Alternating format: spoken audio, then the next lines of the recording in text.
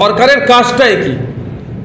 জনগণকে একটু সুযোগ সুবিধা বেশি করে দেওয়া, মার্কেটকে কন্ট্রোল করা, ভারতবর্ষের নাগরিক যারা আছেন, বাংলার নাগরিক যারা আছেন, তাদেরকে এই যে নিত্য প্রয়োজনীয় জিনিসগুলো আছে সেই দামটা আন্ডার কন্ট্রোল রাখা।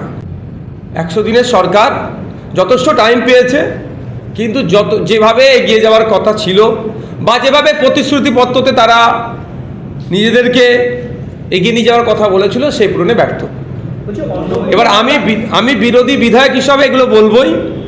আমার থেকে ভালো বলতে পারবে শহরে চলে যান, গিয়ে তাদেরকে জিজ্ঞাসা করুন জল যন্ত্রণা কতটা কমেছে, যেটা শহরে সব থেকে 5টা সমস্যার মধ্যে অন্যতম একটা, জল যন্ত্রণা কতটা কমেছে তারা বলবে। গ্রামে চলে যান, গ্রামের রাস্তাঘাট থেকে শুরু করে পানীয় জলের যে সমস্যা কতটা দূরীভূত হয়েছে আমার থেকে ভালো গ্রামের মানুষ বলতে পারবে। প্রতিশ্রুতি দিয়েছিলেন যখন বিরোধী আসনে বসেছিল বিজেপির পক্ষ থেকে, বিজেপি এখন শাসকের আসনে বসেছে, প্রতিশ্রুতি পূরণে ব্যর্থ হয়েছে, ফলে মানুষ প্রতিবাদ জানাচ্ছে। আমি একটা কথা হাউসের মধ্যে বলেছি, আজকেও বলছি, যে সার্ভে করা হোক যারা পুরুষ, নাকি অভিযোগ পুরুষ অনেক ঢুকে বসে আছে, কত আছে, তাদের বিরুদ্ধে অ্যাকশন নেওয়া হোক, তাদেরকে বাদ দিয়ে যেভাবে প্রতিশ্রুতি দিয়েছে ওভাবেই প্রত্যেকটা মহিলাকে 3000 টাকা অন্নপূর্ণার যোজনার মাধ্যমে তাদেরকে দিতে হবে।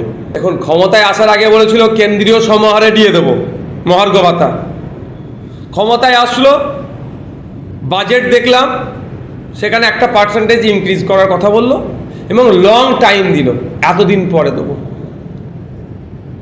কিন্তু আমরা বারবার বলেছিলাম যে কেন্দ্রীয় সমাহারে দিতে হবে এবং সুপ্রিম কোর্টে যে নির্দেশনা আছে সেটা দিতে হবে। আজকে সেটা পুরনো ব্যর্থ হয়েছে, সেজন্য যেতে বাধ্য হচ্ছে সরকারি কর্মচারীরা। বিশেষজ্ঞরা বলছে যেভাবে ইথানল তৈরি হচ্ছে ফলে কোনো না কোনো জায়গায় চিনি উৎপাদন কম হয়ে যাচ্ছে, সেই জন্য এর ইম্প্যাক্টটা চিনির উপরে পড়ছে। সমস্যা হচ্ছে এই যে ইথানল নিয়ে তাহলে দুরকমভাবে আমরা আক্রান্ত হচ্ছি। E20 দ্বারা আমাদের গাড়িগুলো নষ্ট হচ্ছে, একভাবে আক্রান্ত হচ্ছে। দ্বিতীয় হচ্ছে চিনির দাম বেড়ে যাচ্ছে, ওখানে আমরা মার্কেটিং প্রাইস হাইক হয়ে যাচ্ছে, জড়া দাম আমাদের কিনতে হচ্ছে। সরকারের কাজটাই কি?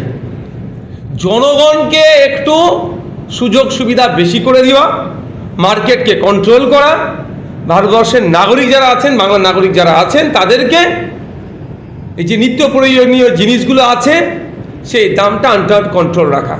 তার পরিবর্তে কি দেখছি, একের পর এক দাম বেড়ে যাচ্ছে, কন্ট্রোল তো দূরের কথা, বকলমে দাম বেড়ে যাওয়ার কারণেই এই বিজেপি হয়ে দাঁড়াচ্ছে।